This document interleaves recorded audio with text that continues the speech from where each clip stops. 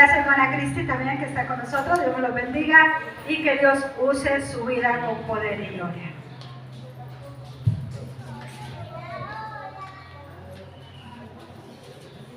Buenos días, hermanos.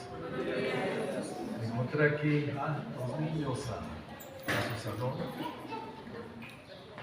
A sus salones, los niños.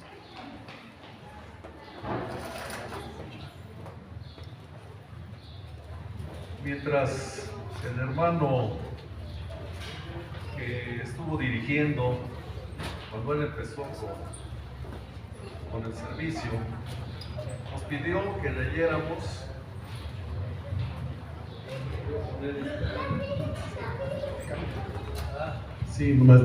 nos pidió que leyéramos el Salmo 149.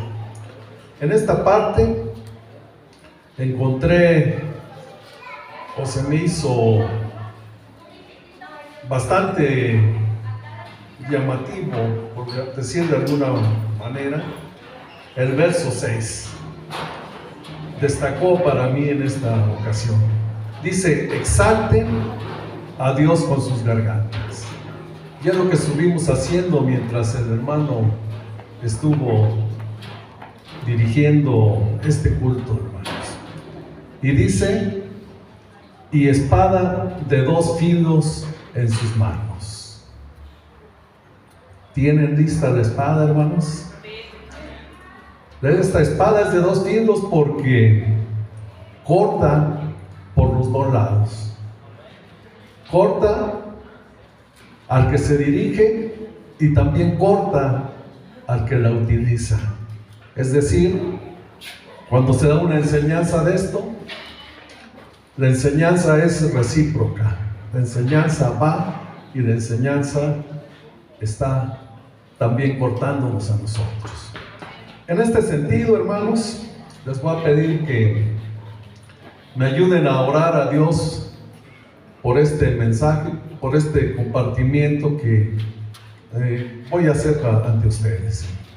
Padre, gracias por la oportunidad que me das de compartir tu palabra, Señor, de cosas que tú me vas enseñando en la vida, Señor, y en la Escritura, Padre.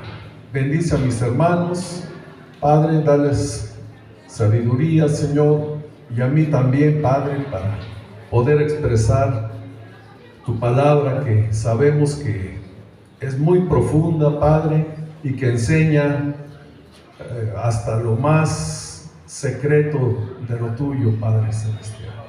Gracias en el nombre de Jesús, nuestro Salvador. Padre, nos ponemos en tus manos. Amén. Bien, antes de utilizar la espada de 2 filos, hermanos, antes de que la abramos, déjenme comentarles que durante la pandemia, seguramente también muchos de ustedes, enfrentamos situaciones dolorosas, situaciones complejas, y algunas nos fueron más profundas que otras. En especial, yo recuerdo una, debo decirles que estuve encerrado, no sé cuántos de ustedes, pero el virus prefería a los viejos, prefería a los hipertensos, prefería a los diabéticos, y yo era uno de ellos, hermano. 71 años. Entonces mi hijo Alejandro, tomó la decisión de encerrarnos, en el buen sentido, hermanos, de cuidarnos. No crean que nos tenían ahí presos, no, hermano. Nos encerraron en el buen sentido a mi esposa y a mí, en una casa con jardín grande y eso. Entonces nos llevaban todos los alimentos, no nos dejaban salir, con una serie de cosas que llegaban y luego le echaban desinfectante y cosas de ese tipo. Y ahí me enteraba de lo que estaba pasando afuera, y en especial de las noticias que más me llegaron a impresionar fue cuando una hermanita enfermó de este virus. Enfermó de este virus y verdaderamente me tocó el corazón y busqué alguna explicación de por qué estaban ocurriendo esas cosas y por qué algunas personas, por qué algunas familias se iban completas. ¿Por qué algunos se enfermaban y no sentían casi ningún síntoma? Decía yo, ¿qué está pasando? Ahora esta hermana, que estimo mucho, la conocí desde que era pequeña. Mi esposa y yo atendíamos una iglesia que se estaba formando, una misión que se estaba formando en algún lugar allá, acá por el pueblito. Y ella era una de las niñas que asistían ahí junto con su mamá y sus hermanos que aceptaron allí en ese lugar la palabra del Señor, al Señor Jesucristo como su Señor y Salvador. Entonces tenía un apego muy especial con ella y yo me decía, ¿por qué murió ella? ¿Por qué Dios no le pudo librar? Perdón. Decía yo, no le quiso librar. O sea, estaba confundido, hermano. Yo sí entendía que la gente estaba muriendo, pero cuando lo vi cercano en esta hermana, dije, ¿qué está pasando? Y hermanos, me puse a estudiar la palabra de Dios y específicamente estuve meditando, y no creo que un poco tiempo, sino que bastante tiempo estuve meditando acerca de Lucas capítulo 13. Si pueden abrir sus espadas, si pueden desenvainarlas, hermano. Dice la palabra de Dios así, hermanos. En este mismo tiempo estaban ahí algunos que le contaban acerca de los galileos, cuya sangre Pilato había mezclado con los sacrificios de ellos. Respondiendo Jesús le dijo, ¿pensáis que estos galileos, porque padecieron tales cosas, eran más pecadores que todos los galileos? Yo también pensaba, esto no puede ser. Yo reconozco de la hermana que les comento su amor, su fidelidad, su apego, su servicio en la obra del Señor. No puede ser por ahí. ¿Qué está pasando? Y entonces dice el verso 3 aquí el Señor Jesús, os digo no. Es decir, estos a los que se refiere aquí la Escritura no murieron porque eran más pecadores que otros. A mí me resolvió el problema existencial que enfrenté en ese momento. La hermana no murió porque fuera pecadora, hermanos. Adelante veremos, clarificaremos algunas de estas cosas. Les digo no, dice, os digo no. Antes, si no os arrepentís, todos pereceréis igualmente. Y le dice en el 4, o aquellos 18 sobre los cuales cayó la torre en Siloé y los mató, ¿pensáis que eran más culpables que todos los hombres que habitan en Jerusalén? Interesante la pregunta. Dice, os digo no. Antes, y vuelve lo mismo, si no os arrepentís, todos pereceréis igualmente. Vamos a escudriñar con un poquito de mayor profundidad el texto. Antes, dice, si observan ustedes, empieza el verso 3, el capítulo 13, en el verso 1, diciendo, en este mismo tiempo, o sea, ¿cuál tiempo? O sea, en la misma situación, en el mismo momento en que Jesús estaba haciendo algo antes, aparecieron, dice, estaban ahí algunos que contaban acerca de estos galileos. Es decir, se está refiriendo que en este mismo tiempo el Señor estaba diciendo, había enseñado en el capítulo 12 a quién se debe temer, y decía: no temáis al que te puede matar el cuerpo, pero al alma no la puede tocar. Antes temer al que puede tocar tu alma y también matar tu cuerpo. El que me confesare delante de los hombres, dice, yo también le confesaré delante de mi Padre que está en los cielos. Dice, el rico insensato. Dice que había un hombre que hacía planes, era con mucho dinero, producían tanto sus tierras, sus campos, que decía, ¿qué haré? Era abrumador seguramente la cantidad de producto con lo que nacía ahí de su tierra. Dice, esto haré: los derribaré, los ídolos que tengo, los lugares donde lo puedo guardar, y haré unos nuevos ídolos, unos nuevos bodegones, y diré a mi alma: alma, muchos bienes tienes, regocíjate. Y dice el Señor, dice, necio, esta noche vienen a pedir tu alma, y lo que sembraste, dice, ¿de quién será? El afán y la ansiedad también les estaba enseñando. Dice, ¿por qué os afanáis sobre qué habéis de comer o qué habéis de beber? Miren los campos, miren las flores del campo, hermosísimas. Ni aun los reyes, ni aun Salomón se vistió con tal belleza. Las aves del campo, que no trabajan, que no hilan, Dios las sostiene. Y no sé, hermanos, yo nunca he visto caer una ave muriéndose de hambre, o que quedó muerta porque no tenía que comer. Siempre Dios ha cuidado de lo suyo, de su creación. Dice, ¿no valéis más vosotros que unos cuantos pajarillos? Tesoro en el cielo, dice. No hagáis tesoros en el cielo, donde la polilla, el orín corrompe.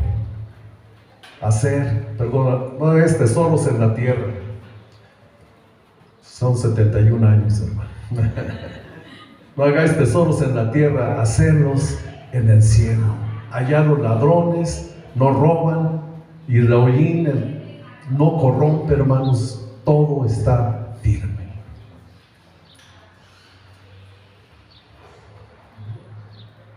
Jesús, causa de división, todavía la podemos, muchos de nosotros la vemos. Dice, ¿qué vine a hacer a la tierra? Fuego vine a poner, dice. Porque desde este momento, lo voy a leer porque es complicado, aquí en el 49 dice, fuego vine a echar en la tierra. ¿Y qué quiero si ya se ha encendido? De un bautismo, hablando de su muerte, tengo que ser bautizado, y cómo me angustio hasta que se cumpla. ¿Pensáis que he venido para dar paz en la tierra? Os digo no, sino disensión. Porque de aquí en adelante 5 en una familia estarán divididos, 3 contra 2 y 2 contra 3, y estará dividido el padre contra el hijo, y el hijo contra la madre contra la hija, y la hija contra la madre, la suegra contra su nuera, y la nuera contra su suegra. Esto es cierto, hermanos. Seguir al Señor, ustedes lo han sentido, dejará a veces de que sus padres, sus familias le hablen. Mi hermana acaba de morir de un cáncer muy agresivo, y le pedí a mis sobrinos si me daban la oportunidad de participar, de dar algunas palabras, o bien, si no consideraban que yo fuera apto para eso, de pedirle al pastor Dani, le dije, ¿le puedo decir a mi amigo el pastor, a mi hermano el pastor, que nos dé un mensaje, si les parece bien? ¿Saben qué dijeron, hermanos? No, me da mucha pena, pero no. Y ellos saben los unidos que éramos mi hermana y yo. Esto dice la palabra de Dios, hermanos. Seguramente usted, por la decisión que ha tomado, está teniendo problemas en su casa, problemas a lo mejor hasta, ya ni siquiera en este momento puede llegar a problemas, sino más bien como de vergüenza, que se burlan de usted en los trabajos porque es un aleluya, porque es un cristiano. Cuando yo fui joven, la cosa era muy tremenda. Aquí uno había que defender su fe, hermanos, casi con la vida misma. A hermanos o gente en ese tiempo, en sus lugares donde vivían, no los dejaban pasar frente a las casas. Algunos hermanos les cortaban las orejas para distinguirlos de que eran protestantes, hermanos. Les comento, cuando yo tenía 16 años, hermanos, estaba asistiendo a la iglesia. Mi madre se había convertido al Señor, y al salir una mañana de casa para ir a la iglesia, me abordó un joven, y empezando a cuestionar mi hecho de que iba a la iglesia, de que buscaba a nuestro Señor Jesucristo. Y este joven, debo decirles que yo no vivía en un barrio seguro. De hecho, yo vivía en uno de los peores barrios, allá por el Tepetate, en aquellos tiempos. Eran barrios muy peligrosos. Eran unos barrios en los que había que andar con mucho cuidado. Y ¿saben qué, hermanos? Teníamos el ojo puesto porque andábamos siguiendo al Señor Jesús. Cuando salgo, hermanos, este joven con un puñal, así les digo, con un puñal, yo lo vi así, hermano, seguramente que debe haber sido manejable. Me lo pone aquí, hermanos, y me dice, no sé cómo, la palabra que dijo es, como si no negare, si no niegas a tu Señor, si no niegas tu creencia, en este momento te voy a matar. Yo 16 años, hermano, yo habiendo conocido apenas unos meses atrás la palabra del Señor, entré en choque, hermano. Llegaron a mi mente muchas cosas, y ¿sabe lo único que dije, hermano? Señor, si tú quieres, pues aquí estoy. ¿Y sabe qué, hermano? El Señor me libró. En ese momento aparece uno de las gente más peligrosa de ese lugar y enfrenta al joven ese y le quita el cuchillo y lo pone parejo y me deja irme a mi culto al cual me dirigí, hermanos. Jesús es causa de división, hermanos. ¿Por qué? Porque el enemigo no quiere que usted se salva. El enemigo quiere que usted perezca.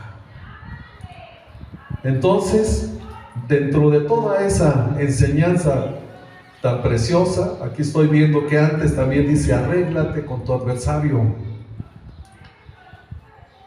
Dice, arréglate, no pelees con tu adversario, porque si van ante los tribunales, ahí vas a perder todo, hasta la última blanca, hasta el último dinero que tengas, el último peso, diríamos ahora. El Señor estaba enseñando de eso, y en ese momento, dice ahí, en este mismo tiempo, estaban ahí algunos que le contaban acerca de los galileos cuya sangre Pilato había mezclado con los sacrificios de ellos. Ustedes saben, ustedes han leído que los judíos acostumbraban ir a hacer sacrificios por sus pecados, y dice que aquí estaban unos galileos en Jerusalén, según entiendo, ofreciendo sus holocaustos. Y dice que mientras estaban ofreciendo sus holocaustos, dice que Pilatos llegó y los mató. No solamente llegó y los mató, sino que dice la Escritura, añade que ocurre algo verdaderamente terrible para los judíos. Que la sangre, imagínense, que la sangre de esos galileos se mezclara con los sacrificios que estaban dirigiendo a su Dios, hermanos. Era realmente para ellos una abominación. Y seguramente, porque nuestra mente no alcanza a cubrir o a ver vastamente la razón de las cosas, seguramente que creían o que pensaban, y el Señor así lo entendía, que han de haber sido muy pecadores estos galileos que estaban ahí. Por eso el Señor les dice: ¿pensáis que estos galileos, porque padecieron tales cosas, eran más pecadores que todos los galileos? Os digo no. Y dice, sigue diciendo, o aquellos 18, imagínense, o aquellos 18 sobre los cuales cayó la torre de Siloé y los mató, ¿pensáis que eran más culpables que todos los hombres que habitan en Jerusalén? Os digo no. Antes, si no os arrepentís, todos pereceréis igualmente.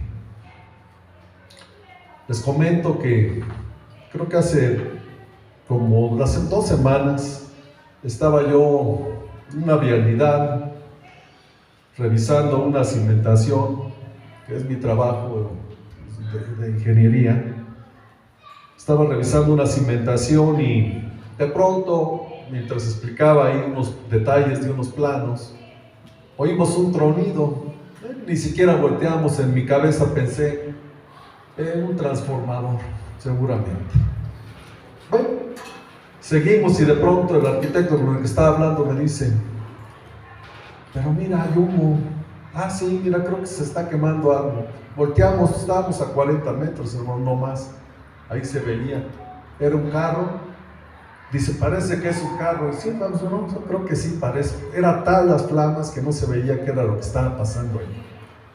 ¿Y saben qué, hermano? Era un carro donde iban 4 jóvenes.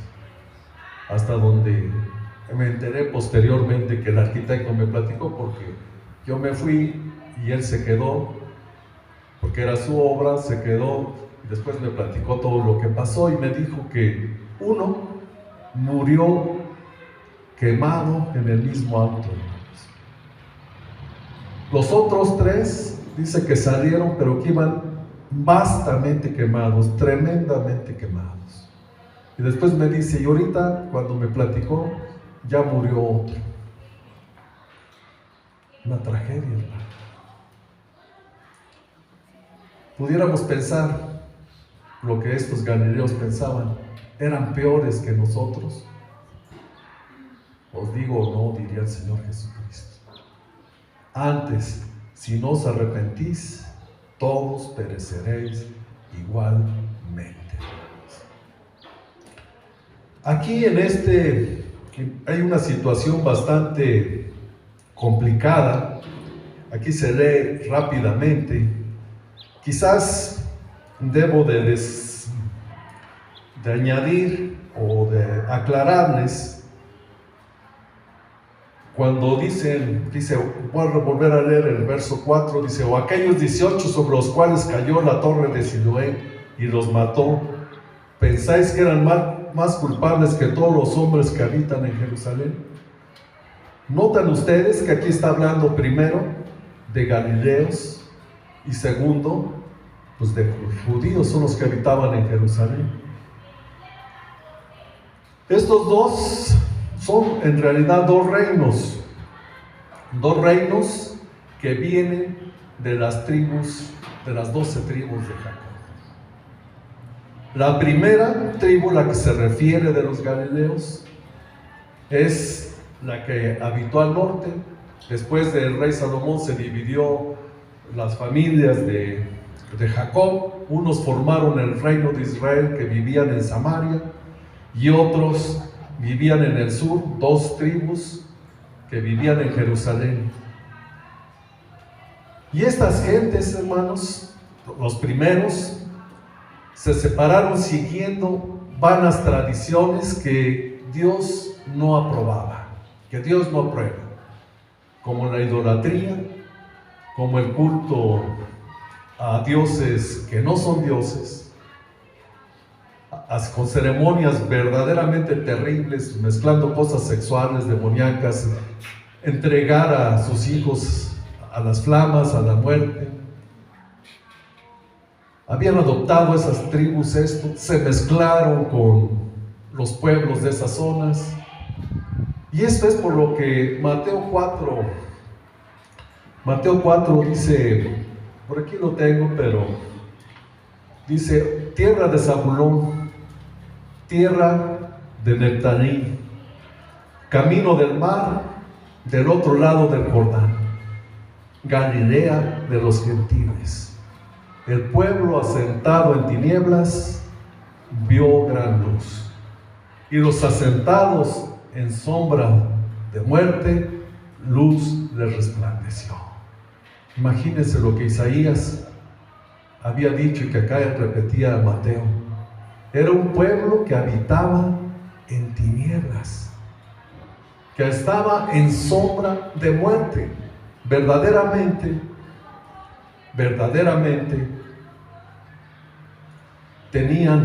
eran bastante desobedientes. Y los judíos los criticaban de cierta manera, o se escandalizaban de ellos. Llegaron a ni siquiera hablarse. Recuerdan ustedes que cuando el Señor Jesús, entendiendo que se oía cuando él andaba allá por Jerusalén, que decían que él bautizaba más discípulos que Juan el Bautista, dice que él tomó y se refugió precisamente en esta tierra, en Zabulón, en la tierra de Neftalí. Dice que antes de irse para allá, pasó en un lugar que se llama Sicar, donde encontró una mujer que es la samaritana. Es Samaria, la capital del reino de Israel, y le pide agua. Y la mujer, ¿qué le contesta? ¿Cómo tú, siendo judío, pides a mí de beber? Vamos a leerlo, hermanos, es Mateo 4, creo. Discúlpenme, nunca he sido bueno para los números, pero Mateo 4:15 dice: tierra de Zabulón y tierra de Neftalí, camino del mar, al otro lado del Jordán, Galilea de los gentiles. El pueblo asentado en tinieblas vio gran luz. ¿Se acuerdan ustedes? Vio gran luz. ¿Cuál era esa luz? La visita de Jesucristo, el nacimiento de Jesucristo, hecho que ya se había cumplido cuando esto se dijo, hermanos. Dice, ese pueblo que estaba sentado en tinieblas, en todos esos cultos oscurantistas que les estoy platicando, vio gran luz, vio la luz de nuestro Señor Jesucristo. Y los asentados en región de sombra de muerte, luz les resplandeció. ¿Por qué hace hincapié? Los asentados en región de sombra de muerte. Es que antes de la venida del Señor, esos desobedientes, si morían, no solamente su cuerpo moría, sino que también sus almas perecerían, hermanos.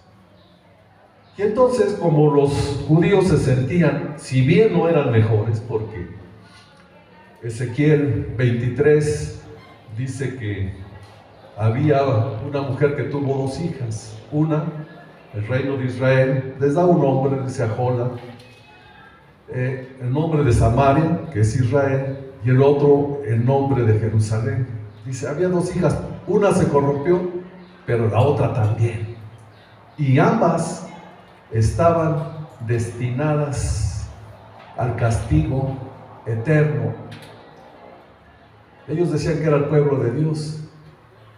Dice, mías eran, dice Ezequiel, mías eran, pero fornicaron, pero se alejaron de mí, pero me dejaron.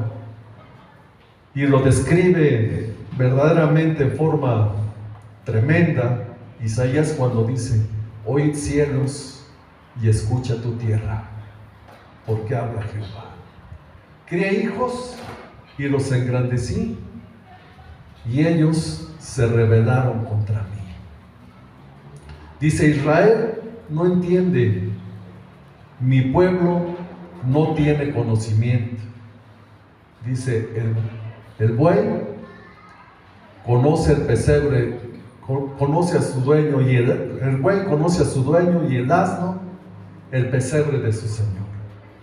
Israel no entiende, mi pueblo no tiene conocimiento. Dice, pueblo cargado de maldad, a una se fueron.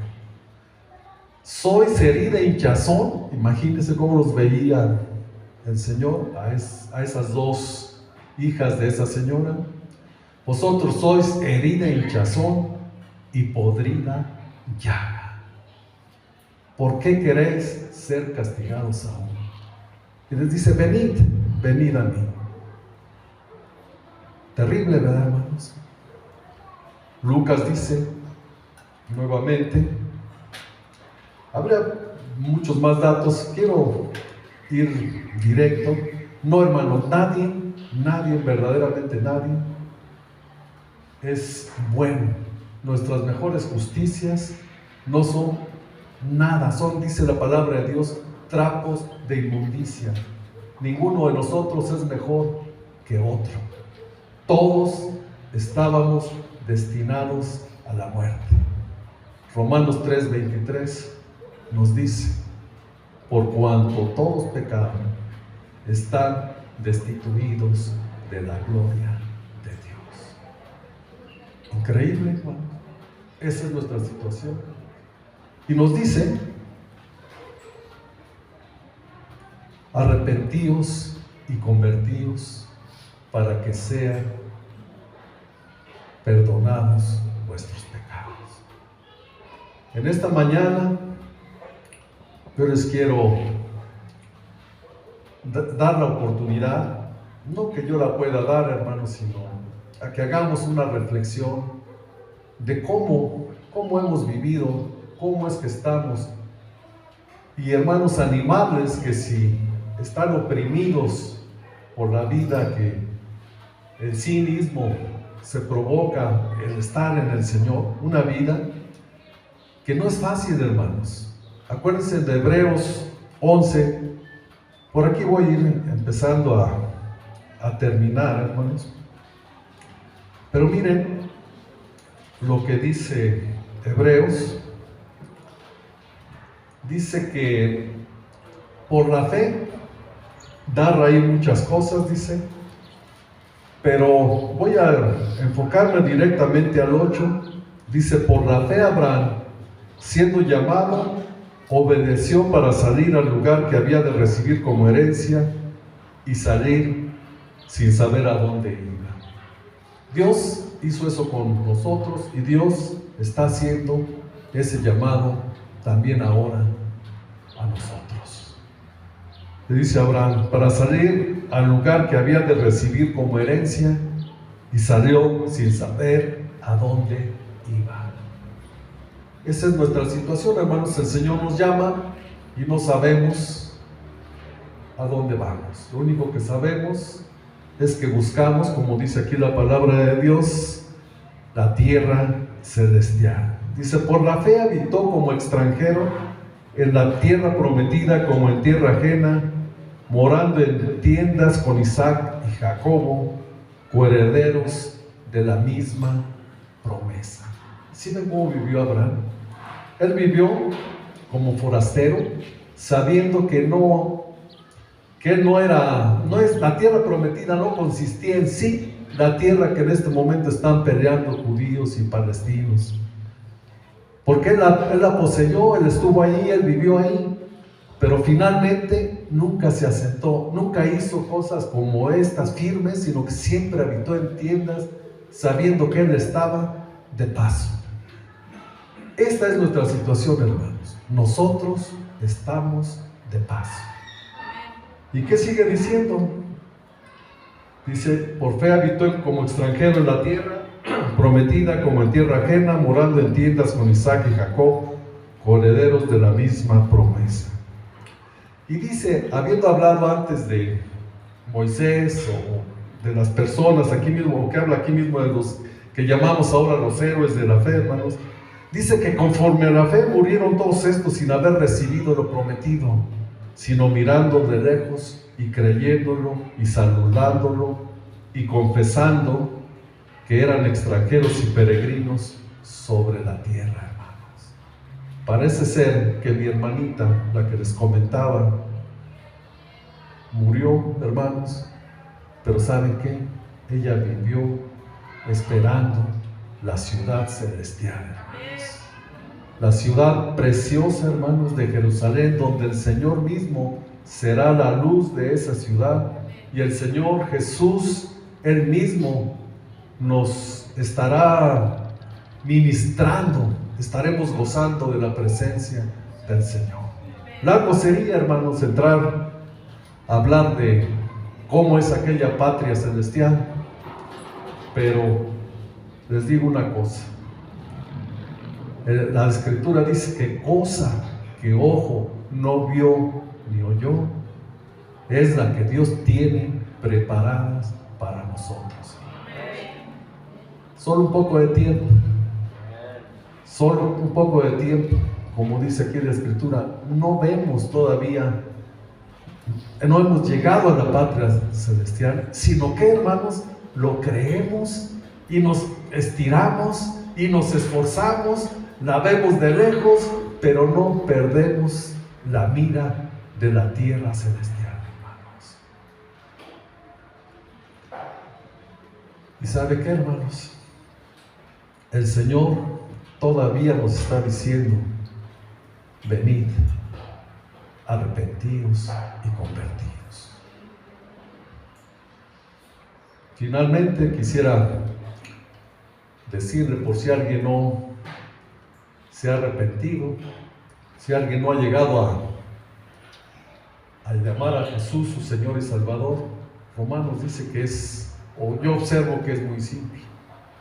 Dice, si confesares con tu boca que Jesús es el Señor y creyeres que Él le levantó de los muertos, dice, serás salvo.